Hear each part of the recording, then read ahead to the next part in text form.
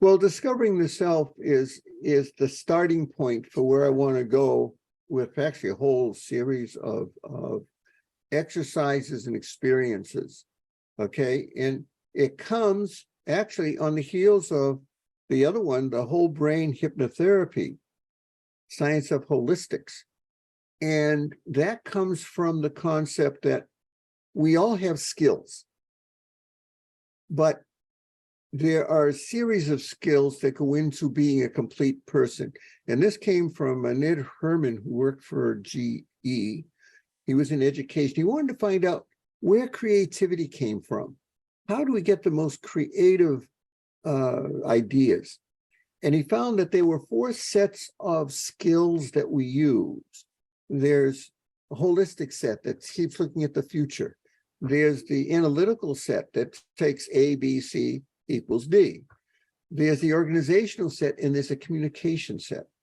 And he related them. He started out being bi-brain, so it was right cerebral, left cerebral. Then he started looking at the tri-brain, the limbic brain. And so he started associating this, calling it the whole brain.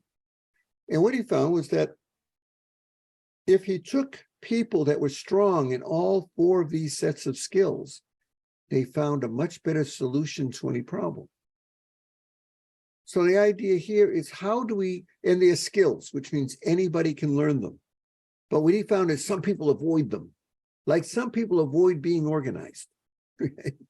Some people avoid being future thinkers.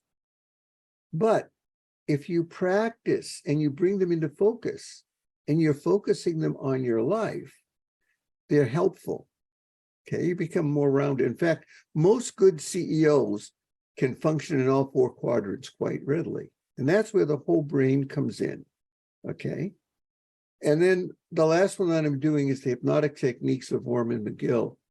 And I was with him for 30 years. I've watched him work with individuals, with groups. We've discussed a lot. And as I said, what he did naturally, it's very difficult to put into words, but what his skill was came from who he was. Okay. You felt like you've known him all your life. Dwight Damon said, he's a gentleman and a gentleman. And, you know, you couldn't help loving him. He also had a view of the world that absolutely was impossible. The world ought to live in peace. We ought to love each other. We ought to all get along.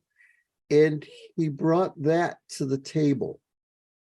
And when somebody gives you permission to be who you are and make it safe, you can do wonders.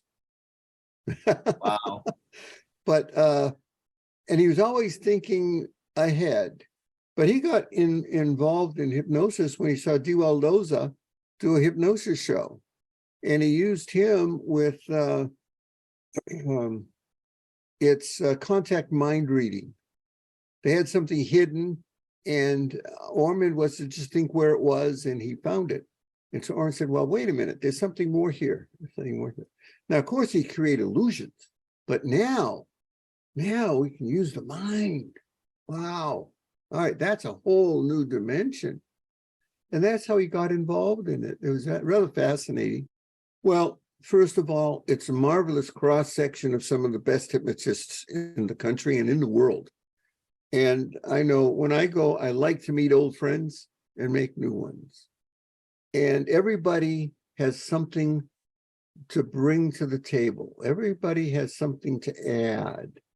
So when you go there, don't hang around with all your old friends. Find some new ones, okay? Go to the different presentations.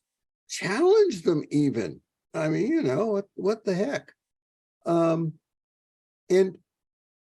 you know, some people get there to be known, okay?